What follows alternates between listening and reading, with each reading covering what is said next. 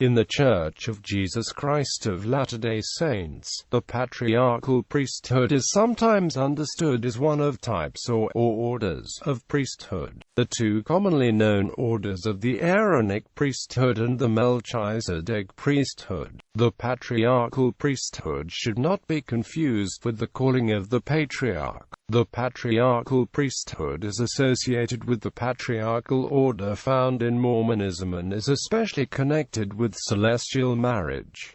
Boyd K. Packer, an LDS Church apostle, has explained that the patriarchal priesthood is included in the Melchizedek priesthood. There are references to a patriarchal priesthood.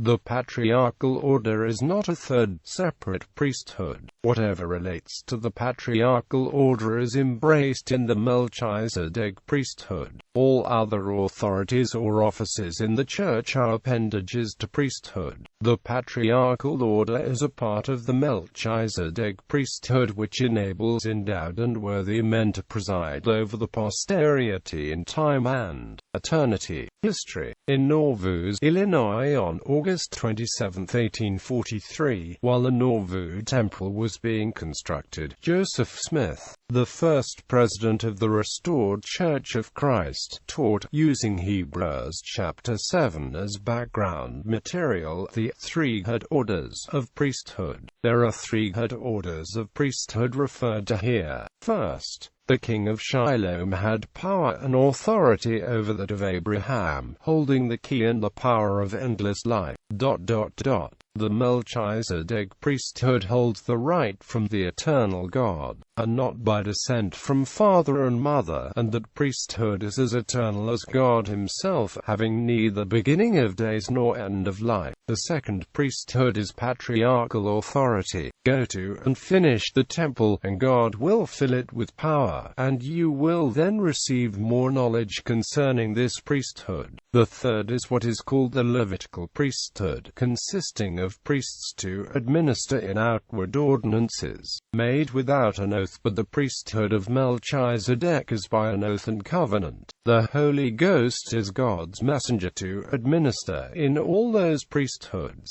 8 years earlier, Smith had dictated a revelation that declared, there are in the Church two priesthoods, namely, the Melchizedek and Aaronic, including the Levitical priesthood. At the time of the 1843 Nauvoo Discourse, the temple was under construction and Smith declared that knowledge of the patriarchal authority would be revealed in the temple. The Nauvoo temple was constructed by 1844 and dedicated in 1846 by Orson Hyde. It was the first Latter-day Saint temple where the ordinance of celestial marriage was practiced. The oath of the priesthood referenced in Hebrews chapter 7 verses 20 to 21, 7:28 was revealed to Smith in a revelation in Kirtland, Ohio on September 22 and 23, 1832. This revelation is contained in the section 84 of the Doctrine and Covenants and is referred to as the Oath and Covenant of the Priesthood. It includes the following promise that has relation to the doctrine of exaltation. They become the sons of Moses and of Aaron and the seed of Abraham, and the church and kingdom, and the elect of God. And also all they who receive this priesthood receive me, saith the Lord. For he that receiveth my servants receiveth me, and he that receiveth me receiveth my Father, and he that receiveth my Father receiveth my Father's kingdom. Therefore all that my Father hath shall be given unto him. And this is according to the oath and covenant which belongeth to the priesthood.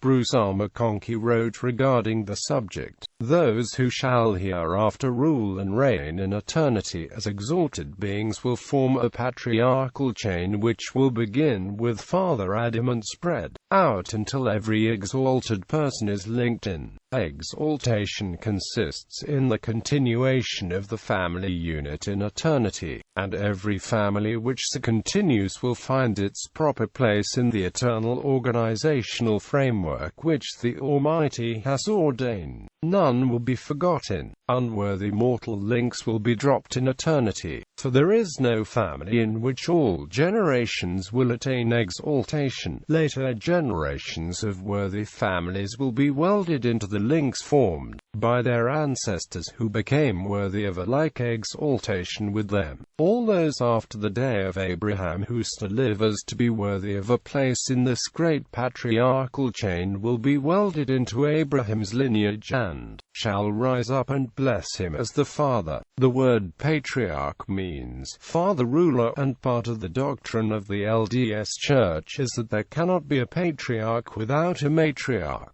Latter-day Saints believe that a man and a woman can be joined in marriage for all eternity if done with the proper authority and in the temple. This celestial marriage is at the heart of the patriarchal order of the priesthood.